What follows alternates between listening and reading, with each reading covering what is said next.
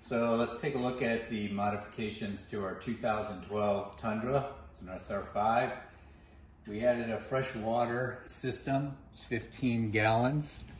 It's tied into a SureFlow 3 gallons per minute pump that comes and feeds us fresh water here out the back of the truck. So it's powered on a switch here.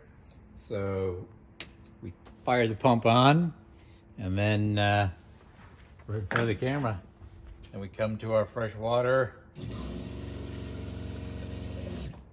and there we go.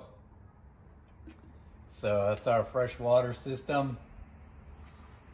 And then on the side, we added a ensuite from 4x4 Ironman. It's a shower suite. Zips up.